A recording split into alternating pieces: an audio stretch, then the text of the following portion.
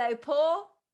Morning, Sonia. Morning, everybody. It is Paul Boggy. Is that how I pronounce your surname, Paul? Think of up your nose. Bogey. Is it Paul Bogey? Got Yeah. it. Got it. Thank you. First of all, thank you, Nick, for introducing me to Paul. Paul, your story is phenomenal, really phenomenal. It's as you I think describe yourself, it's a true story of life on drugs in Edinburgh and how you turned it around, and you spectacularly turned your life around. You started smoking heroin at the age of 18 when you arrived on a particular estate in Edinburgh. And it was sort of as a consequence, I think, of a sort of emotional consequence of you falling out with friends, right? Tell us about that beginning. Yeah, so age 18, there was 3 reasons I believe that I started using heroin. The first one was peer pressure. I always wanted to fit in as a kid, and I was running around with this gang.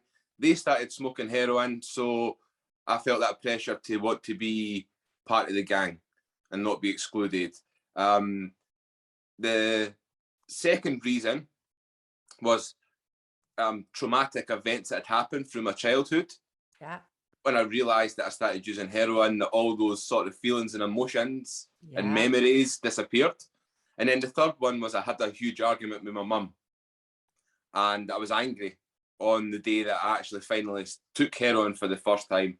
I was hugely angry. I think we'd had an argument about car insurance for my car. And so those 3 things, I believe, were the reasons why I started taking heroin in the first place. Right. And you were a high functioning user, weren't you? As you said yourself, you weren't stereotypical, and it hadn't taken a toll on your body. You were still working. So, I mean, you also ran up £16,000 in debt. How did you manage to fund your habit?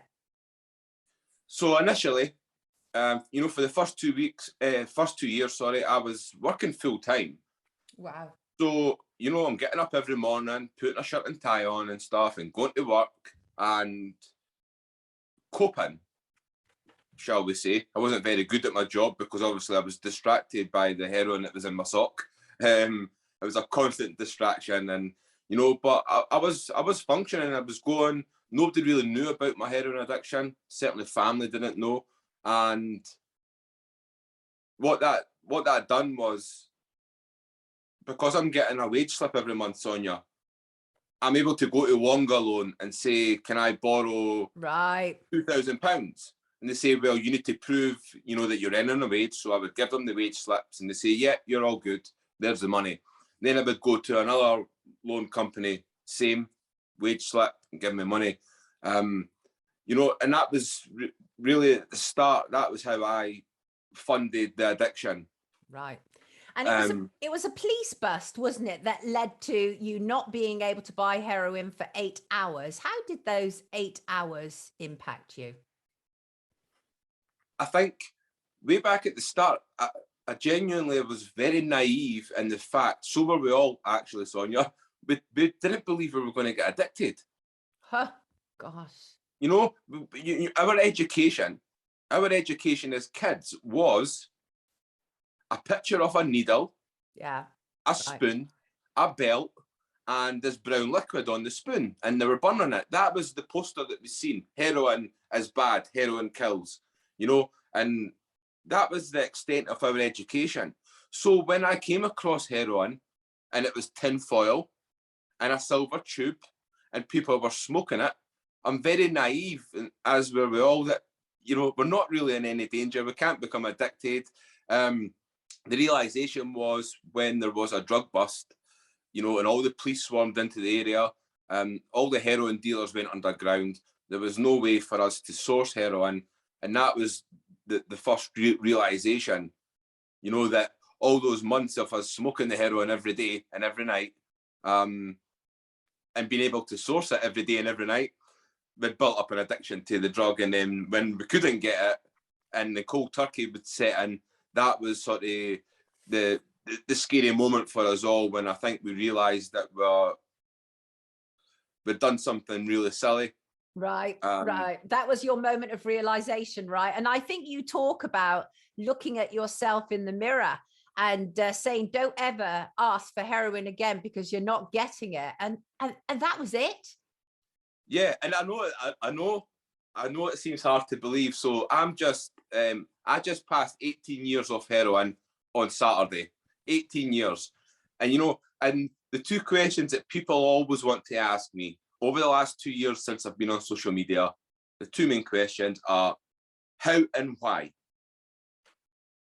Why I started taking drugs, how I managed to stop, and how I took drugs. So it's always how and why. And I attended a course about my mind. And after that course, 18 years ago, I woke up in the morning, I had methadone on the table, I had codeine on the table, tramadol on the table, cannabis, and I had had heroin the night before. And I woke up 18 years ago and I had enough. I was tired of that life. I was preparing to die all the time. Just my whole life had crumbled. And because I'd learned about my mind, about the power of the mind, about the actual who makes a change. It's actually up for me to make the change in my life, no for the doctors or my mum and dad, right. So it was up to me, and this is what they taught me. So the morning I woke up, I had a big, huge fireplace. I put my nose on the fire, on the fireplace. I burned my face. I put my nose on the mirror, and I looked straight into my eyes. I felt something was very different that morning, and I said, "Don't effing ask for heroin ever again." I was much more aggressive, Sonia, than that, right? Well, sometimes you have to be with yourself, because that's what you were doing. You were like snapping yourself out of a daze, weren't you? You were saying, it's not going any further after this. That's it. It's done. And it was strange because, from that moment in the mirror, as strange as this is going to sound, and I've proved it by being 18 years, no relapses, nothing. It was an instant thing in the mirror. Don't ever ask for heroin ever again because you're never getting it. And straight away in that moment, I knew, and it's strange, but I knew I was never touching that drug for the rest of my life. Now, I'd relapsed 13 times. That's right, you had. I'm promising my mum and dad all these times, I promise I'll stop. On this 14th attempt, the final attempt, it was strange because I couldn't tell anyone because they'd heard it all before. So I locked myself away in my flat, and I went through the whole cold turkey and no being well and stuff, the physical problems. Ooh. But what I found was that, again, this is going to sound strange. The times before, physically I'm in turmoil, but I'm also mentally in turmoil. On the 14th attempt, when I'm realizing it's a choice, I realize all I've got to do is get me through this physical stage, but mentally, instantly from that moment in the mirror, I've got a life again. I've got a future. I can achieve anything in life. And then, I'm looking in the mirror at this 8-stone guy, black circles, grey face, skin and bone, skeleton. I'm looking at myself and I'm thinking, I can achieve anything in life that I want. I just need to put the work in. So cold turkey is horrible for anyone. Of course it is. Going through that step. And it was strange because I remember sitting there with all the drugs on the table. I left them there, all the methadone and codeine, I left them all there, knowing full well they could make me feel better. Right. And I've done it on purpose to prove a point to myself, right? Because I've got this. So I started dreaming, I'm going to get a car again. I'm going to get a job. I'm going to be able to build relationships back up with my family. I'm going to be able to do this. And in my mind, I was just starting to dream and think, I'm not going to die. I am going to be able to change. I am going to be able to go on and do things in life that I never believed were ever going to be possible. Well, let's talk about that change. By the age, so you then got a job in Morrison's. You then applied to join the Scots Guards at the age of 30, and within 6 months of joining the army, you're guarding Buckingham Palace. Yeah, that's quite a turnaround, Paul. Yeah, it's huge. It's like, and that's testimony to my mindset back then. When, like I just mentioned about having that belief in the mirror. you know, it's very well for people to talk the talk. It's another thing, walking the walk. And I proved that I actually walked the walk there. You know, I applied to become a guardsman. I'd done all the basic training, which was hell on earth as well, physically and mentally, but I'd done it. And then, you know, before I know it, I'm down in London. Like you say, I'm standing outside Buckingham Palace, presenting arms to the Queen as she's leaving and stuff. And it's like, it's just a strange, I mean, that's a great thing for anybody to do. It's a massive turnaround, but your drama wasn't over. You then headed off to an Afghan tour and you broke your back. You were discharged, given prescription painkillers, which you then became addicted to, didn't you? Because I'm an addictive character as well, Paul. I understand. I get it. Right. So, but then you started to write a book with all the proceeds going to homeless, because you had been helped by a homeless charity, hadn't you? I mean, during your heroin period, you slept in stairwells and done all manner of things that people do because you were just so focused on getting your next hit. Nothing else mattered, presumably. Yeah. And I broke my back and crushed my spine 2 months before my first tour to Afghanistan. So it was 2 months prior to me going on my first tour. Right.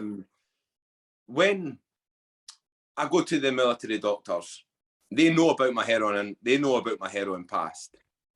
You know, and we discuss it. Paul, we're going to give you a prescription for opiate medication. And I say, look, ma'am, I'm in a much different place now than what I was back then. I'll be okay. I'll cope with it. So, you know, I'm still serving. I'm still in the Scots Guards. I'm still down in Catterick. And when I start taking these drugs again, they're addictive, these opiate medications. And that's what people don't want me to say, you know, but it's true. These drugs are addictive. Yeah. So I end up back on the drugs. On 2015, when I get medically discharged and sent home to Edinburgh, I'm broken physically, but mentally more so, because my dream was to go on this first tour with all my friends that I went through basic training with, and I'd been taught how to be this professional soldier, and I never got to put it into practice. And it was, got you. My army friends walked away from the car crash, and I was the one left sitting in the car with a broken back and the crushed spine. And it was like, I mean, that is like serious sod's law. You were literally on your way to a training camp in England, which would then have taken you off on that tour. But you weren't meant to go, Paul. You clearly weren't meant to go. I'm very philosophical about these sort of things. Now, I should just say, we do have a copy of Paul's book, Heroin to Hero, to give away. And there it is. And I haven't read it myself yet, but I'm looking forward to reading it. I've sort of read lots of the outline of it. And so the first person to write to info@brandnewtube.com and put in the subject matter, Heroin to Hero, put your name, and the first person who we receive at the email will receive a copy of Paul's book, which I will personally send off to you. Paul, people are saying, is he speaking in schools? You are, aren't you? Yeah. Yeah. And this was something that was never planned, you know. Like you said there, that copy of the book will be signed as well, folks, as will Sonia's. But so just writing the book, it was like, you know, I wanted to help. I have this feeling that I just wanted to help. So I thought, well, you know, all these homeless people in Scotland, you know, that are dying because of hypothermia every year and stuff. So I thought I'll donate all the money from that. Then I took to social media, sharing my story. And then initially it was the prison service. You know, I've been in 3 prisons. I've been in 3 prisons across Scotland, and I've been invited in more. So I was going into the prisons and speaking to the inmates about addiction and about mental health, about my time in the mirror, how I managed to turn my life around, talk about the book and things like that. And it went down really, really well. I got amazing feedback from the Scottish Prison Service. And then on social media, you know, a teacher seen my post on Facebook about visiting prisons and said, how would you feel about coming in and talking to the kids? Brilliant. And I was like, you know, inmates fine. No drama, no anxiety. Right. Kids, oh, wait a minute, right? There's a different, they're a different kettle of fish because they don't have any filter. So, but of course I'm going to do it. You know, it's prevention is better than cure. 100%. 100%. You're so inspiring, Paul. I absolutely love it. They find your energy remarkable in the chat, I should say. And oh, wait, are you an actor? Because Freckles here saying, I think I met him through the drama I was in on BBC. No, I'm not an actor. Well, I've actually, Sonia, right? Title, so I'm a proud author, of course, and I'm a veteran.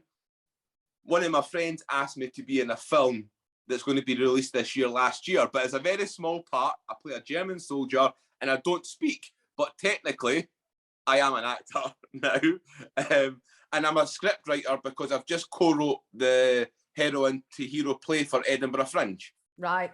Brilliant. Absolutely brilliant. I mean, you literally have turned your life around. And it's, you know, the thing, I'm way past judging in my life. I've experienced enough of life to know that shit happens, frankly. And but it's what you make of it, isn't it, Paul? I mean, it really is absolutely what you make of it. I hate to let you go. I really wish I didn't have to, but give us a parting word to sort of move people forward who may at this moment in time be caught in an addiction. Asking for help is not weakness, it's wisdom. That's exactly it, isn't it? Chris says you're quite a guy. And Heroine to Hero is a great title. We will have a winner by the end of this show. Thank you so much, Paul Bogey, for joining us this morning. Really appreciate it. Love what you do. It is so important and so powerful. And again, thanks for Nick for getting this organised. Really very much enjoyed having Paul on this morning. Take good care of yourself, mate. And we will put a link to Heroine to Hero in the description, and we will make sure that our winner gets your copy. Thank you for joining us this morning, Paul. Lots of love. Thank you. Take care. Love it. Story of redemption. Who can mess with that?